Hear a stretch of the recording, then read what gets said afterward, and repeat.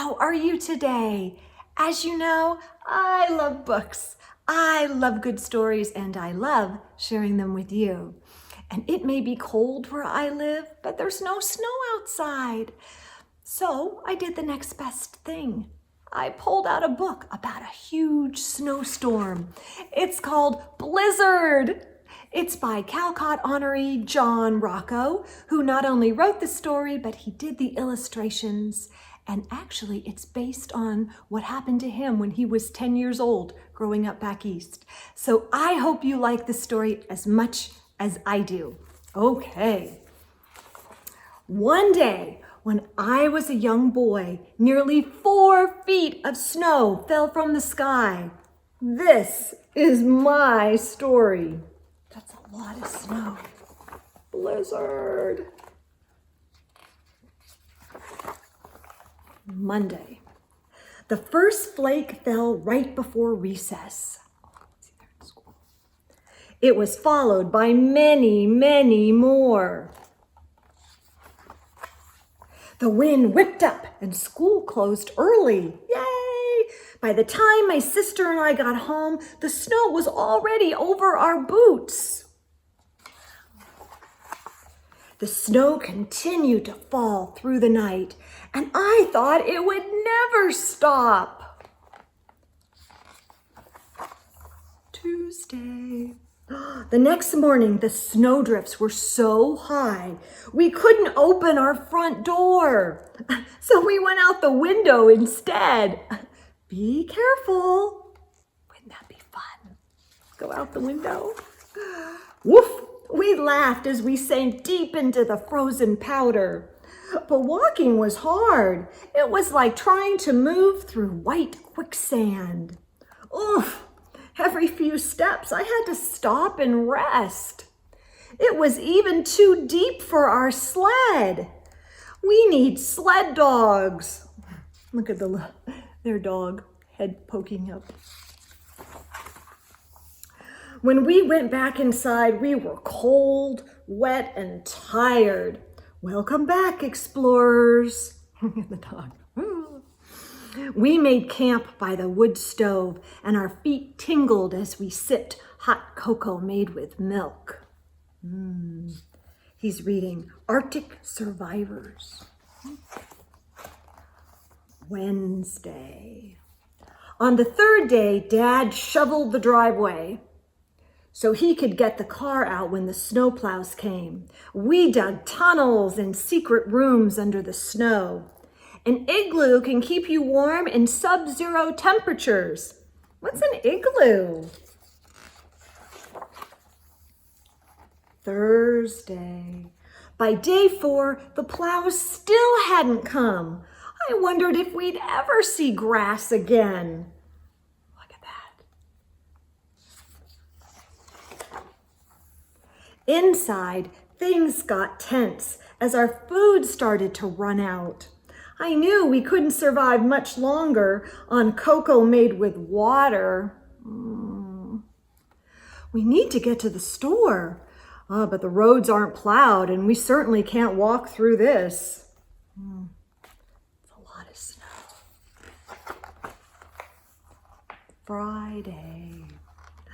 On day 5, I realized it was up to me to take action. I was the only one who had memorized the survival guide.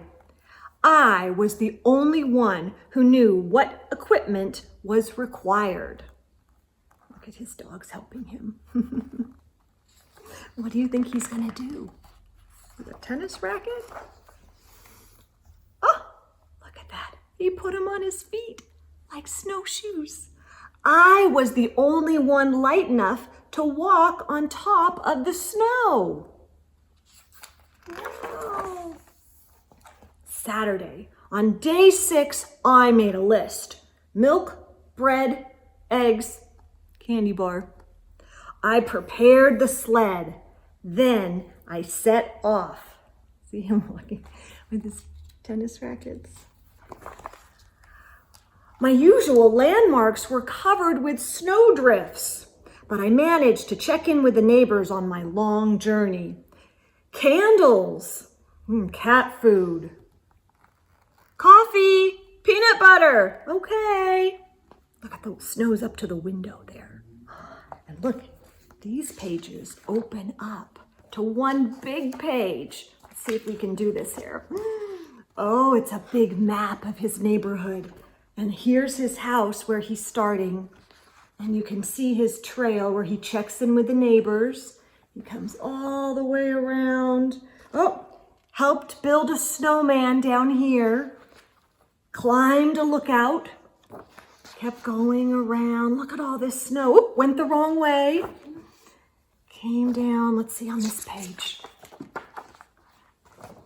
Oh, made an angel. Oh, up and around. Joined a snowball fight over there. Explored an igloo. And I made it! Bill's Market. That was a long trip, wasn't it? In all that snow. At last I reached the store. I was tired, hungry, and chilled to the bone. But I couldn't think about myself. I was on a mission. Are you going to carry all this by yourself? Yes, sir. I've got my sled. Look at the lady on the phone. Yes, he's on his way back now. Checking in with his mom. On the return trip, I raced to drop off the groceries before the sun went down. Wow! Grateful smiles and cheers gave me the energy I needed to make it back home. Meow. I bet people were so thankful. And here he comes in. Woof! Aw, and look at his whole family's greeting him there. Aw. That night, we all had hot cocoa made with milk, and it had never tasted better. It was a perilous journey. He's telling his story. But there was something else we still needed. Snowplows! It looked as though we would see civilization after all. This is Sunday. Guess we'll have to go back to school tomorrow. Boo. Thank heavens. I was really going stir crazy. Look at all that. The snowplows finally came. Wow. We had survived the blizzard. Whee! Isn't that a great story? And in the back of the book, the author tells all about the blizzard of 1978 and what it was like as a 10-year-old boy. And I hope you enjoyed this story as much as I did. I want to get out there and wouldn't that be fun to walk on the snow on tennis rackets if you didn't have snowshoes? Okay, friends, I hope you're doing well. Take care, stay warm. Bye now.